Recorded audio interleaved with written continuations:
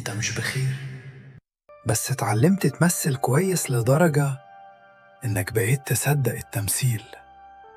حد سألك قبل كده مالك وقلت أنا تمام، وانت عارف انك مش تمام. الموضوع ما بيبدأش مرة واحدة، بيبدأ بحاجات صغيرة. مرة تسكت بدل ما تحكي، مرة تضحك بدل ما تعترف، مرة تقول عدت وهي معدتش. ومع الوقت بتتعود. انت مش كذاب، انت بس تعبت تشرح، تعبت تقول أنا مش كويس، وتتسأل ليه؟ كأنك لازم تبرر وجعك عشان يبقى مقبول. فبتختصر الطريق وتقول أنا تمام.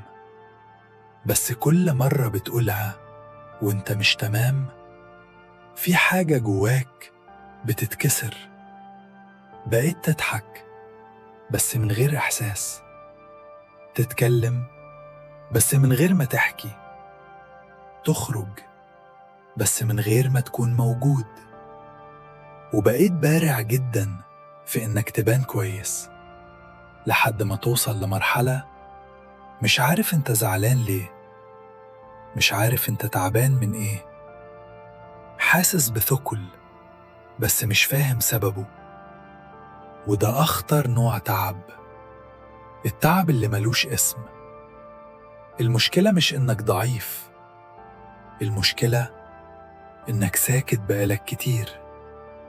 كل حاجة كتمتها ما اختفتش، هي فضلت جواك وكبرت. في مشاعر لو ما خرجتش بتتحول لوجع صامت، وجع مش بيبان بس بيأثر على كل حاجة، على طاقتك، على علاقاتك، على نفسك. انت مش محتاج تمثل طول الوقت، ومش مطلوب منك تكون قوي دايما. القوة مش انك تستحمل، القوة انك تبقى صادق. احيانا اقوى حاجة ممكن تعملها انك تعترف انك مش بخير. مش لازم تحكي لكل الناس، بس لازم ما تكدبش على نفسك. اسأل نفسك، أنا فعلا كويس ولا بس متعود أقول كده؟ ويمكن أول خطوة حقيقية للراحة إنك تبطل تمثيل.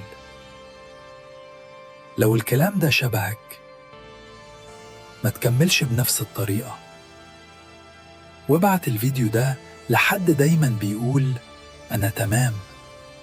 يمكن يكون محتاج يسمع إنه مش لوحده.